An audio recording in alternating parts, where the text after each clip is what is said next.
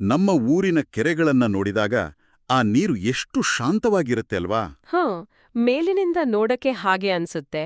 ಆದ್ರೆ ಆ ನೀರಿನ ಸ್ವಲ್ಪವೇ ಕೆಳಗೆ ಇಣುಕಿ ನೋಡಿದ್ರೆ ಏನ್ ನಡೀತಾ ಇದೆ ಅನ್ನೋದ್ರ ಬಗ್ಗೆ ಈ ದಿನ ನಾವು ಆಳವಾದ ಅಧ್ಯಯನ ಮಾಡ್ತಾ ಇದ್ದೀವಿ. ಹೌದು, ಈ ಕೆರೆಗಳು ಅಂದ್ರೆ ಈ ಫ್ರೆಶ್ ವಾಟರ್ ಹ್ಯಾಬಿಟ್ಯಾಟ್ ಹೇಗೆ ಒಂದು ದೊಡ್ಡ ಕುಟುಂಬದ ತರ ಕೆಲಸ ಮಾಡುತ್ತೆ ಅಂತ ನಾವು ಅರ್ಥ ಮಾಡ್ಕೊಳ್ಳೋಣ. ಖಂಡಿತ. ಇಲ್ಲಿ ಪ್ರತಿಯೊಂದು ಜೀವಿಗೂ ಒಂದು ಸ್ಪೆಷಲ್ ಕೆಲ್ಸ ಇರುತ್ತೆ. ನಿಜ. ಮೊದಲು ಅಲ್ಲಿನ ಅಕ್ವಾಟಿಕ್ ಪ್ಲಾಂಟ್ಸ್ ಬಗ್ಗೆ ನೋಡೋಣ. ಈ ಲೋಟಸ್ ಮತ್ತೆ ವಾಟರ್ ಲಿಲ್ಲಿ ಎಲೆಗಳು ನೀರಿನ ಮೇಲೆ ಹಸಿರು ಛತ್ರಿ ತರ ತೇಲ್ತಾ ಇರುತ್ತೆ. ಹೌದು ಹೌದು.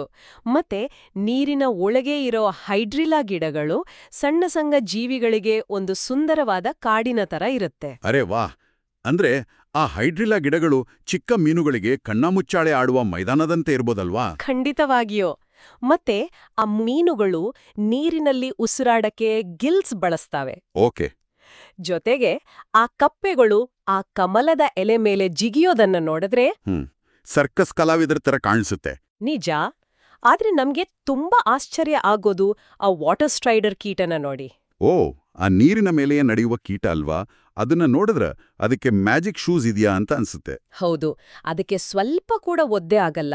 ಸೂರ್ಯನ ಬೆಳಕು, ನೀರು, ಕೆಸರು ಮತ್ತೆ ಈ ಎಲ್ಲ ಜೀವಿಗಳು ಸೇರಿ ಒಂದು ಅದ್ಭುತವಾದ ಈಕೋಸಿಸ್ಟಮ್ ಆಗಿ ಕೆಲಸ ಮಾಡ್ತವೆ.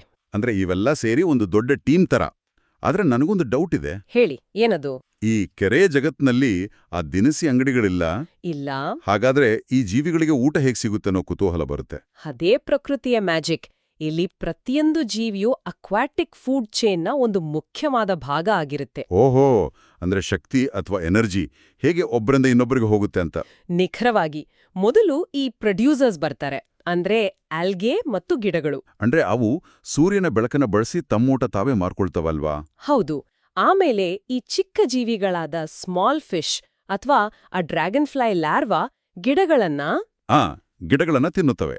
ಹೌದು, ಇವುಗಳನ್ನ ನಾವು ಪ್ರೇ ಅಂತ ಕರಿತೇವೆ. ಆಮೇಲೆ ಇವುಗಳನ್ನ ಬೇಟೆಯಾಡಿ ತಿನ್ನೋ ದೊಡ್ಡ ಜೀವಿಗಳಿಗೆ, ಅಂದ್ರೆ ಲಾರ್ಜ್ ಫಿಶ್ ಅಥವಾ ಹೇರೋ ಅಂತರದ ಕೊಕ್ಕರೆಗಳಿಗೆ, ಹೌದು, ಅವುಗಳಿಗೆ ಪ್ರೆಡೇಟರ್ ಅಂತ ಕರೀತಾರೆ. ಅರೆ, ಅಂದ್ರೆ ಇಲ್ಲಿ ಒಂದು ಪ್ರಾಣಿ ಇನ್ನೊಂದು ಪ್ರಾಣಿಗೆ ಲಂಚ್ ಬಾಕ್ಸ್ ಇದ್ದ ಹಾಗೆ. ಹೌದು ಹೌದು, ಪ್ರಕೃತಿಯ ನಿಯಮವೇ ಹಾಗೆ.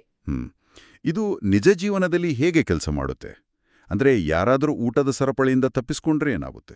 ಒಂದು ಒಳ್ಳೆ ಉದಾಹರಣೆ ಕೊಡ್ತೀನಿ ನೋಡಿ. ಮೊದಲು ಆಲ್ಗೆ ಬರುತ್ತೆ, ಆಮೇಲೆ ಅದನ್ನ ತಿನ್ನೋ ಸಣ್ಣ ಕೀಟ, ಆಮೇಲೆ ಕಪ್ಪೆ. ಓಹ್, ಆ ಕಪ್ಪೆನ ತಿನ್ನೋಕೆ ಹಾವು ಬರುತ್ತೆ. ಹೌದು. ಇಲ್ಲಿ ಕಪ್ಪೆ ಕೀಟನ ತಿಂದಾಗ ಅದು ಪ್ರೆಡೇಟರ್ ಆಗಿರುತ್ತೆ. ಆದ್ರೆ ಅದೇ ಕಪ್ಪೆನ ಹಾವು ತಿಂದಾಗ ಕಪ್ಪೆ ಪ್ರೇ ಆಗಿ ಬದಲಾಗುತ್ತೆ. ಖಂಡಿತ. ಇದೆಲ್ಲ ಒಂದು ಬ್ಯಾಲೆನ್ಸ್ನಲ್ಲಿರುತ್ತೆ. ಒಂದು ವೇಳೆ ಆ ಕಪ್ಪೆಗಳೆಲ್ಲ ಕೆರೆಯಿಂದ ದಿಢೀರಂತ ಮಾಯವಾದ್ರೆ ಏನಾಗ್ಬೋದು? ಆ ಕೀಟಗಳ ಸಂಖ್ಯೆ ವಿಪರೀತ ಜಾಸ್ತಿ ಆಗ್ಬಿಡುತ್ತೆ. ಓಹೋ, ಅಂದ್ರೆ ಆ ಬಿಲ್ಡಿಂಗ್ ಬ್ಲಾಕ್ಸ್ ಆಟಿಕೆಗಳ ಟವರ್ ಕಟ್ಟುತ್ತೇವಲ್ಲ? ಹೌದು. ಆ ಟವರ್ನಲ್ಲಿ ಒಂದು ಬ್ಲಾಕ್ ತೆಗೆದ್ರೆ ಇಡೀ ಟವರ್ ಬೀಳು ಹಾಗೆ ಈ ಇಕೋಸಿಸ್ಟಮ್ನಲ್ಲಿ ಪ್ರತಿಯೊಂದು ಜೀವಿಯೂ ಬಹಳ ಮುಖ್ಯ. ಹೌದು, ಪ್ರತಿಯೊಂದಕ್ಕೂ ಅದರದ್ದೇ ಆದ ಕೆಲ್ಸ ಇದೆ. ಈ ಆಳವಾದ ಅಧ್ಯಯನದಿಂದ ಕೆರೆಯೊಳಗಿನ ರಹಸ್ಯ ಪ್ರಪಂಚ ಎಷ್ಟು ಅದ್ಭುತ ಅಂತ ಗೊತ್ತಾಯ್ತು. ಈ ಸಿಹಿ ನೀರಿನ ಜಗತ್ತು, ಅಂದ್ರೆ ಈ ಫ್ರೆಶ್ ವಾಟರ್ ಹ್ಯಾಬಿಟ್ಯಾಟ್ನ ಜಾಲ ತುಂಬಾ ಇಂಟ್ರೆಸ್ಟಿಂಗ್. ಖಂಡಿತ.